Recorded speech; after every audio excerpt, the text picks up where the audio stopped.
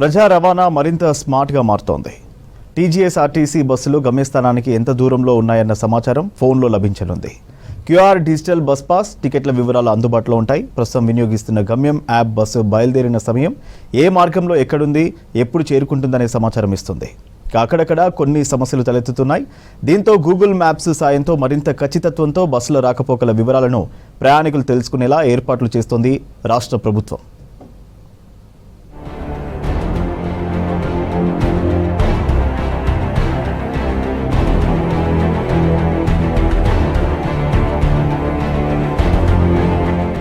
వారం రోజుల్లో ఆర్టీసీ బస్సుల సమాచారాన్ని గూగుల్కు అందించనుంది రవాణా శాఖ. తరువాత గూగుల్ మ్యాప్ సేవలు అందుబాటులోకి రానున్నాయి. దీపావళి వరకు సిటీ బస్సుల సమాచారం ప్రయాణికులకు చేరనుంది. దశల వారీగా రాష్ట్రంలోని మిగతా బస్సుల సమాచారం కూడా గూగుల్ మ్యాప్స్ లో పొందుపరుస్తారని తెలిపారు ఆర్టీసీ అధికారులు. ఇక్కడి నుంచి బెంగళూరుకి, విజయవాడ, విశాఖపట్నం అంటే ఇతర రాష్ట్రాలకి నడిపిస్తుంటాము.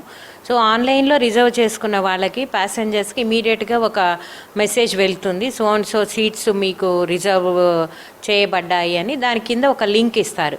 సో ఆ లింక్ ద్వారా అంటే మనం ఒక గమ్యం యాప్ అనేది తీసుకొచ్చాము. ఆ గమ్యం యాప్లో మనకి ఆ బస్సు ట్రాకింగ్ అనేది అవుతుంది. సో ఆ లింక్ని గమ్యం యాప్ ద్వారా ఓపెన్ చేసుకుంటే ఆ బస్సు స్టార్ట్ అయిన దగ్గర నుంచి వాళ్ళు బోర్డింగ్ పాయింట్ వరకు ఎంతసేపట్లో వస్తుంది, ఎక్కడ ఉంది అనేది కనిపిస్తుంది మనకి. ఎలక్ట్రానిక్ సర్వీస్ డెలివరీ విభాగం నిర్వహిస్తున్న మీ టికెట్ యాప్ ద్వారా త్వరలో టీజీఎస్ఆర్టీసీ ఇంటర్సిటీ బస్ సేవలు అందుబాటులోకి వస్తాయి. క్యూఆర్ ఆధారిత డిజిటల్ బస్ పాసులు కూడా ఇవ్వనున్నారు. దీంతో ప్రయాణికులకు మరింత సౌకర్యవంతం కానుంది.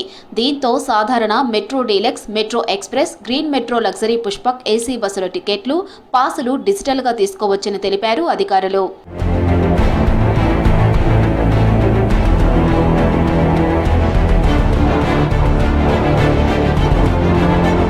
టీజీఎస్ఆర్టీసీ జనవరి 9న ప్రారంభించిన మీ టికెట్ యాప్ను 1,35,000 మంది డౌన్లోడ్ చేసుకున్నారు.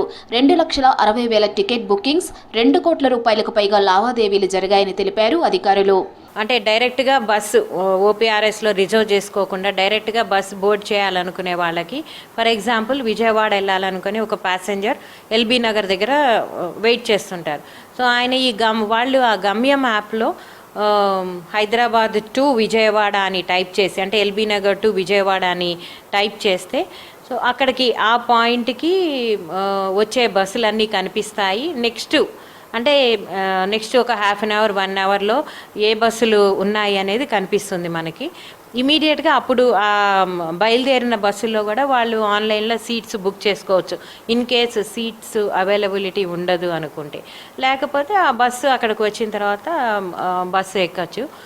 హైదరాబాద్ నగర పరిధిలో తిరిగే డీజిల్ బస్సులను ఓఆర్ఆర్ బయటికి పంపనున్నారు. వాటి స్థానంలో ఎలక్ట్రిక్ బస్సులను తీసుకొస్తారు. ఇప్పటికే 265 ఎలక్ట్రిక్ బస్సులు సిటీలో నడుపుతున్నారు. 3 నెలల్లో మరో 275 ఈవీ బస్సులు వస్తాయని తెలిపారు. 3 ఏళ్లలో హైదరాబాద్లో 2,800 ఈవీ బస్సులను అందుబాటులోకి తేనుంది రాష్ట్ర ప్రభుత్వం.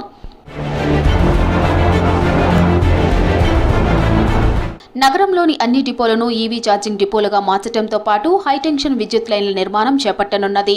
ఒక్కో డిపోకి 10 కోట్ల రూపాయల చొప్పున 392 కోట్ల భారం ఆర్టీసీపై పడనుంది. దీంతో గ్రీన్ ఫీ రూపంలో టికెట్లపై కనిష్టంగా 5 రూపాయలు, గరిష్టంగా 10 రూపాయలు వసూలు చేయాలని నిర్ణయించింది రాష్ట్ర ప్రభుత్వం.